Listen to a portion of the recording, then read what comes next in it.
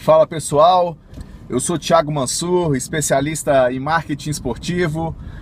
Vamos conversar um pouquinho sobre a área, aproveitar enquanto eu dirijo, né? É uma maneira boa de aproveitar o tempo aí. E pra gente conversar um pouco no nosso canal. O que eu vou falar hoje, tá? Eu quero falar sobre o marketing digital. Então assim, eu acho que não precisa nem defender muito a importância que o marketing digital tomou hoje em dia, com a propagação das redes sociais e essa pulverização da mídia e essa luta por audiência constante que todos buscam de atingir o consumidor, né? E o marketing digital ele ganhou muito espaço justamente por isso, por ter uma métrica um pouco mais apurada e de nos permitir fazer uma ação mais segmentada em relação ao nosso público, certo? Faixa etária, o local, os gostos. Então isso nos ajuda muito, isso faz com que a mídia se torne um pouco mais barata, principalmente para os investidores menores, pequenos empresários ou para quem quer fazer algum evento, enfim, ações menores, e que antes nós tínhamos que gastar um dinheiro altíssimo para anunciar em jornais, em rádios, né? Às vezes gastar com outdoor e para dar um tiro de canhão, nem sempre atingir aquele público que a gente queria atingir. E as redes sociais, a internet de uma forma geral, ela nos proporciona isso. Muitas vezes também uma mídia gratuita, que é de propagação de conteúdo pelo WhatsApp, nas nossas redes, com os amigos, e também o patrocinado, que é um pouco mais eficiente, já que o Facebook limitou muito o alcance das postagens, justamente para isso, para que as pessoas comecem a anunciar e que todos percebam que a rede social também é uma plataforma de comunicação como as outras e que necessita de investimento, tem que pagar, quer aparecer, paga. E no esporte surgiu como uma ferramenta importantíssima, que a gente percebe uma evolução grande aí dos clubes de forma geral, porque hoje em dia diminuiu um pouco a dependência em relação dos canais tradicionais de comunicação. Então os esportes com menos apelo, que tem um público mais segmentado, pelo menos agora tem um canal específico onde as pessoas podem acompanhar o que está acontecendo, certo? Saber das notícias do campeonato em si, e por aí vai. Então eu quero falar um pouco dessa questão das mídias sociais, tá? Mas eu sempre busco abordar muito mais na visão do clube pequeno, do microempreendedor, e não só ficar falando de Corinthians, de Flamengo, porque muitas vezes é longe da realidade da grande maioria. Então o que a gente tem que trabalhar e pensar nesse sentido, tá? É que assim, ó, fazer o dever de casa. O esporte, eu sempre defendo, o esporte ele tem que comunicar, certo? Os clubes, ou federações, ou organizadores de eventos precisam se comunicar com seu público. Faça o dever de casa, mantenha suas redes sociais atualizadas. O Facebook, essencial. O Instagram hoje em dia tem tido um alcance orgânico muito bom, então mantenha atualizado. Também existe a possibilidade, já que já exige um investimento um pouquinho maior, que são as transmissões das partidas. De qualquer maneira, ainda é possível improvisar com uma transmissão pelo próprio celular. O iPhone da nova geração já permite isso, com qualidade de imagem boa. Não sei se vocês conhecem o canal que a Federação Paulista de Futebol tem usado, é uma plataforma que é o Maicujo TV, e ali tem o canal da CBF também, e é uma plataforma só para transmissões de futebol. E eu achei muito interessante que o suporte que eles dão e a facilidade também de transmissão. Se pode transmitir até mesmo com o celular e a qualidade ficou boa. Eu fiz o teste, vi outros clubes também que fizeram testes com o celular. E o interessante deles é que eles já têm a plataforma que você pode inserir o placar, você pode selecionar os melhores momentos, a exemplo do Globoesporte.com, que os torcedores, familiares, jogadores podem compartilhar lances específicos da partida, tipo gol, jogada de escanteio, então acho que isso também é um aliado de ter um próprio canal ali. A Federação Catarinense de Futebol também utiliza. Tem uma pequena diferença em relação de uma transmissão direta no Facebook, que é o alcance, né? O alcance orgânico. Se você bota uma transmissão com um conteúdo saindo no Facebook direto da sua página, no Facebook ele vai buscando pessoas que curtiram a sua página e para poder exibir aquela transmissão. Nesse caso desse outro site, você vai ter que ter um esforço maior para promover essa transmissão específica. Tem boas ferramentas, mas tem essa dificuldade do alcance.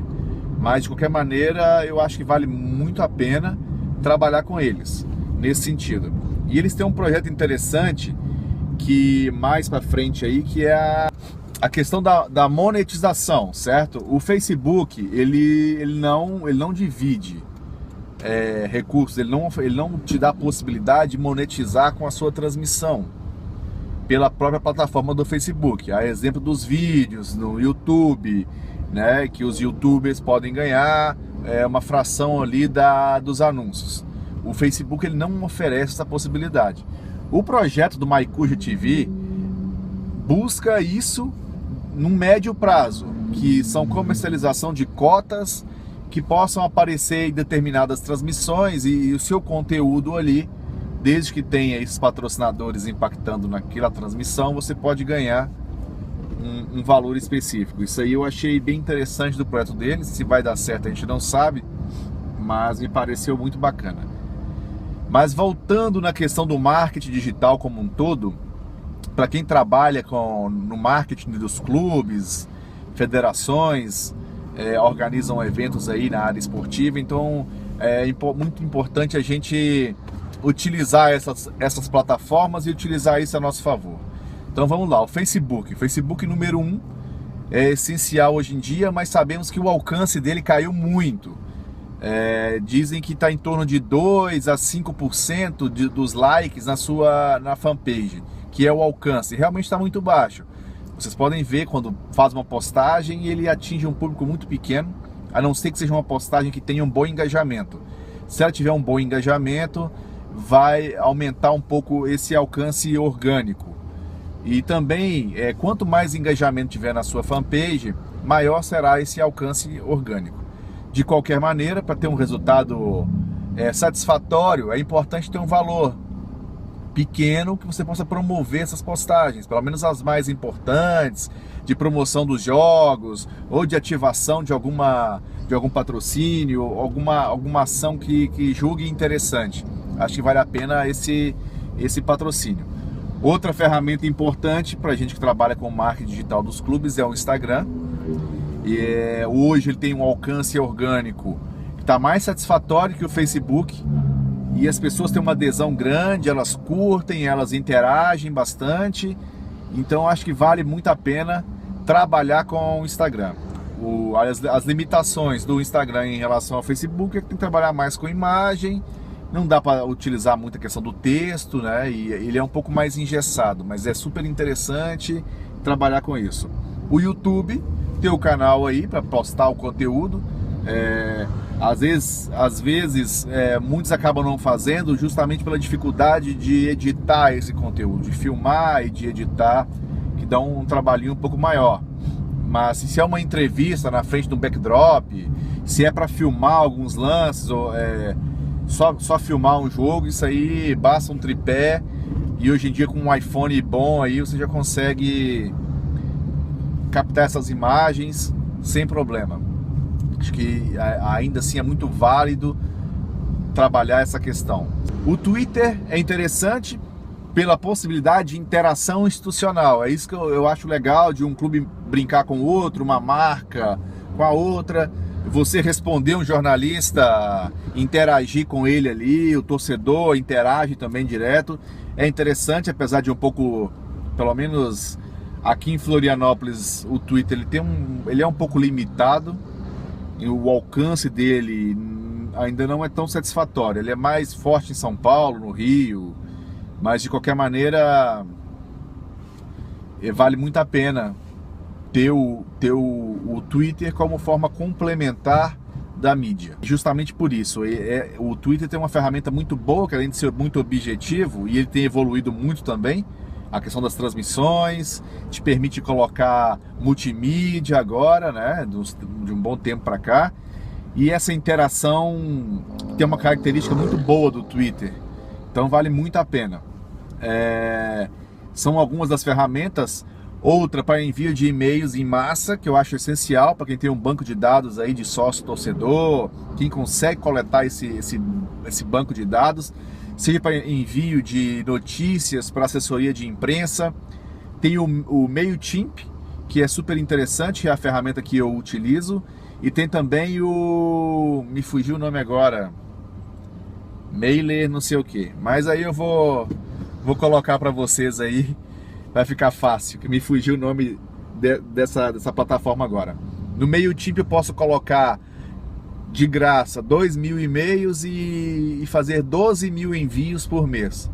Então, caso precise mais do que isso, você tem a opção de assinar a plataforma ali. E é super satisfatório, ele te dá uma estatística dos e-mails, quem abriu os e-mails, quem clicou nos links daquele e-mail. Então, para ter um relatório depois, se torna muito interessante. O envio de e-mails ele é muito bacana também, como complementar nessa área de marketing digital, mas sabemos que ele tem uma certa limitação, principalmente porque estatisticamente a porcentagem de pessoas que abrem esses e-mails fica em torno de 10%. Pode ser um pouquinho mais, variar um pouquinho menos, mas geralmente não passa muito disso realmente. Então, se você tem um banco de dados aí de 1.000 e-mails, geralmente umas 100 pessoas, em média, vão abrir esses e-mails. Mas é sempre importante, né? Trabalhar com esse conteúdo também. Então essas são algumas dicas, né? Alguns clubes trabalham com WhatsApp, de enviar mensagens, os torcedores cadastram os seus telefones ali, os seus números, e alguém faz esse disparo aí por uma lista de transmissão e divulga com esses torcedores de forma direta. Só que a lista de transmissão pelo WhatsApp, ela tem algumas limitações também, porque se alguém marcar como spam, e às vezes ela não chega de forma satisfatória, já fiz esse teste, tem pessoas que não recebem. Mas é uma ferramenta também que se torna válida, né? Então eu falei um pouco das principais que eu acho que podem nos ajudar a desenvolver esse trabalho do marketing esportivo e da comunicação, né? Eu tô falando mais da comunicação, do marketing digital. Alguns clubes também utilizam o Flick, né? Que tem a possibilidade de incluir as fotos ali, acaba virando um álbum de fotos, né? É interessante também, já que é um volume diário aí de foto de treino, de jogo, e muitas vezes não se coloca isso disponível. Então eu acho que isso é interessante também, fica disponível para a imprensa, para torcedores, para quem quiser compartilhar. Então, ou tem a possibilidade no próprio Facebook de criar o álbum de fotos, e ali nesse álbum de fotos coloca por jogo, por treino e deixa disponível. No Facebook eu acho super interessante, principalmente pela possibilidade de compartilhamento, o que gera mais visibilidade para o clube, para a marca. Então vale a pena deixar esse conteúdo sempre de maneira fácil, de fácil compartilhamento, né? Eu nem estou falando aqui de ações específicas, eu estou focando mais nas ferramentas que todo mundo já conhece, a maioria obviamente, mas que é importante ressaltar, é fazer o dever de casa. Vai ter jogo, tem que postar. Pós-jogo, postar após o jogo. Se o time perdeu, tem que postar o resultado. Tem clube aí que o time perde, eles não postam o resultado. Não é porque perdeu que as pessoas não vão ter interesse em saber quanto foi. Muitos fazem narração também ao vivo.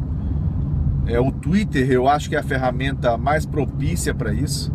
Uns fazem no Instagram, Facebook também, lance a lance. São possibilidades que existem, certo? Eu não sou muito fã de narração no Instagram. Eu acho que o Instagram é uma coisa um pouco mais estática. Não para fazer 50 postagens num dia, sabe? Até porque isso acaba banalizando um pouco suas postagens e fica ruim. E eu acho que o Twitter é a ferramenta mais adequada para isso. Então, de repente no Instagram fazer uma postagem um pouco menor, início do primeiro tempo, intervalo de jogo, final de jogo, algo nesse sentido. E não lance a lance, sabe? Essa é a minha opinião, né? Então é isso aí.